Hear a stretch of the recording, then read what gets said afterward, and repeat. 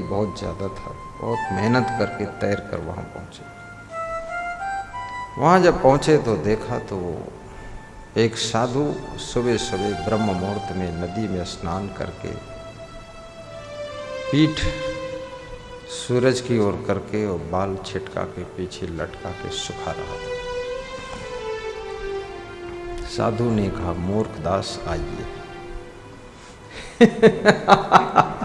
साधु लोग भी नाम अलग अलग रखते हैं। मूर्खदास आइए, पधारिए। मैं जानता था तुम क्यों नदी में कूदे हो।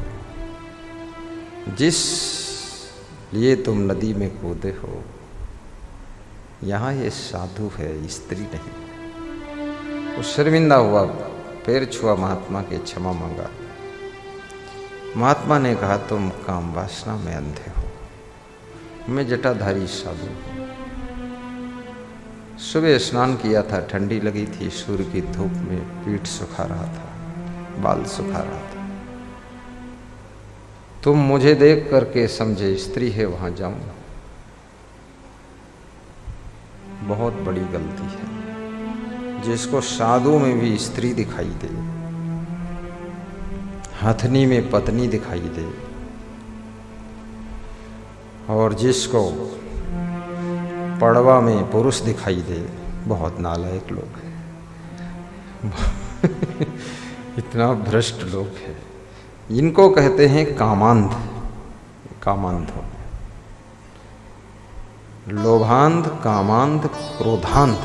और जो क्रोध में अंधे हो जाते, बहुत क्रोध आता, अथाह गुस्सा। फिर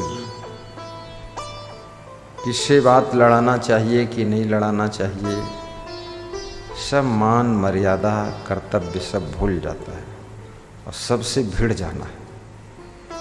सब रिश्ते नाते भूल गए कि कौन हमसे बड़ा है। पति से भी भिड़ गए और पति से, बहुत पति पत्नी को लपटा लपटी करते देखा गया। देखा गया नहीं, हमने खुद देखा है। पत्नियों ने पतियों को बीच सड़क पर मारा है, बहुत मारा है। और पतियों ने खड़े खड़े रीढ़ झुका के खूब मरवाया भी है, बहुत मार खाया है। तो मैंने सोचा, इतना ताकतवर ये पति है, कमजोर पत्नी ये मार रही है और ये मरवा रहा है, आखिर ऐसा क्यों है। तो मैंने कहा, देवी जी, ये दरभंगा की नाटक घर में करो जाकर, इस सड़क पर मत करो। यहीं बक्सी तालाब के पास देखा था 15 साल पहले, और मध्य प्रदेश में भानपुरा तहसील के पास रोड पर देखा।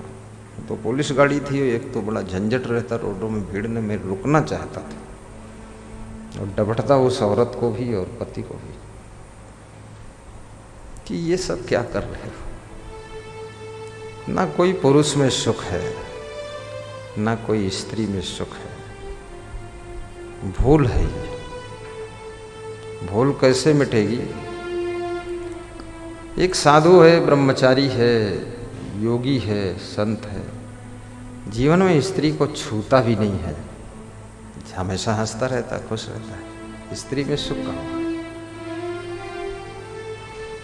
और जो फंस गया उसी आदत में, गांजे की चिलम जैसे पीता रहता है और उसमें खांसता थूकता रहता है और पड़ा रहता है, उसी में सड़ता रहता है, मार खाता रहता है।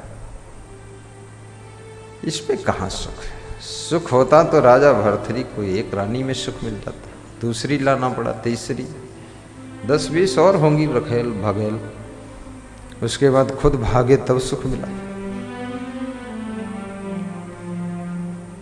कनक कामनी लाग, नर मुग्ध न चेतो, काल फांस नर मुग्ध न चेतो। ऐसे ही बहुत से लोग कामी, क्रोधी, लोभी, मोही और घमंडी होते बहुत लोग, है कुछ नहीं, मदांध कहते हैं उनको, मदांध। मद माने घमंड। लोग कहते हैं भाई उनका बहुत नशा चढ़ा है, वाला नाई है, उनके मोहल्ले में निकलने वाला नाई बड़ा घमंड है। बहुत चूर रहा थे। अब उनको घमंड भरा है, बेचारे तेरे कुछ नहीं, लेकिन न जाने क्या बात है, बड़ा अज्ञान है। सब मारे जाते हैं, काटे जाते हैं, सब बहुत दुर्दशा है। जरा सा झुकना नहीं चाहते, नम्रता से रहना नहीं चाहते, हाथ नहीं जोड़ना चाहते, पड़ोसी से ऐंठ रहे हैं, घर में अपने भाइयों से ऐंठ रहे हैं, बहनों ही से ऐंठत, अरे अपने दामादे से ऐंठत बहुत, ससुर से ऐंठत, बड़ी ऐंठा ऐंठी, बड़ा घमंड। अब ये घमंड करके ये मदांध व्यक्ति चकनाचूर हो जाएगा। फिर तो वही दशा है, गिरे तो चकनाचूर। अब विनम्र व्यक्ति से लड़ने की कोई हिम्मत नहीं करता है, क्योंकि वो सिलेंडर हो गया, पहले से नर्वस हो गया, नॉर्मल हो गया, तो उससे लड़ने का कोई सवाल नहीं। भाई पहले साथ जोड़ दे, आप ही बड़े हो। छुट्टी मिल गई उसको, बाद एक अपना हाथ नीचे भी कर लिया और मुस्करा के चल दिया, झंझट से फुर्सत पा गया। नहीं उससे भिड़ जाता तो नोचा नोची में बड़ा टाइम बर्बाद हो जाता। तो घमंड जो है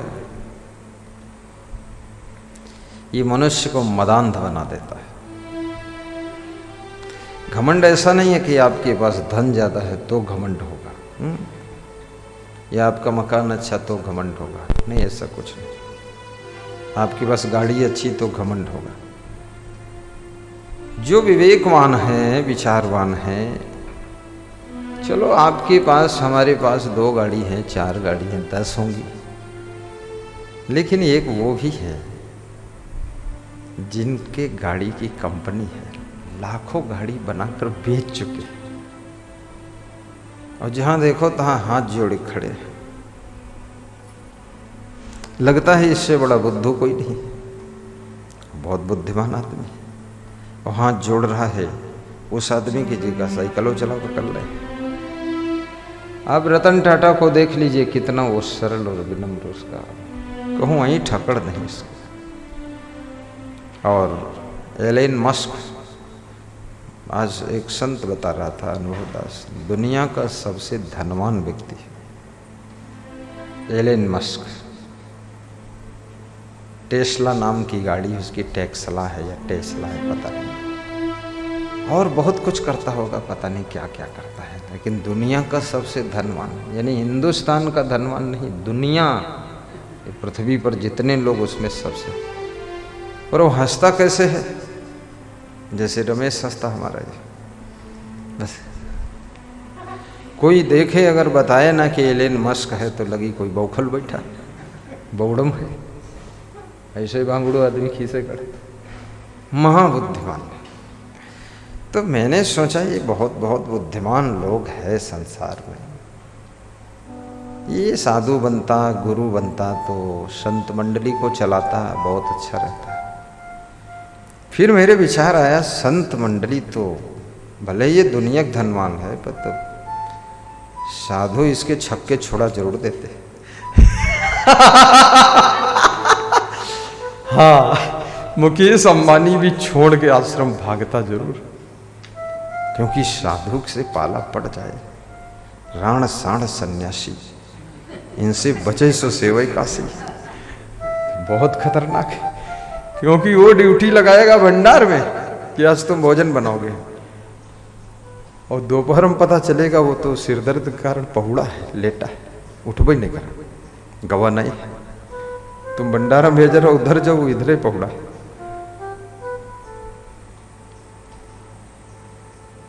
इसलिए मुकेश अंबानी और ये सब लोग साधु के झंझट में भी नहीं पड़ते, और ये लोग किसी का फैसला भी नहीं करते। कोई पति पत्नी का झगड़ा हो, सासुओं का झगड़ा, हाँ, ये चक्कर में नहीं पड़ते, क्योंकि बहुत शांति से रहने वाले लोग। ये सब तुम्हारे घर घर के झगड़े अगर निपटाएंगे तो ये खुद ही निपट जाएंगे। अरे एक मिनट उनका अमूल्य है, आधा मिनट भी अमूल्य है।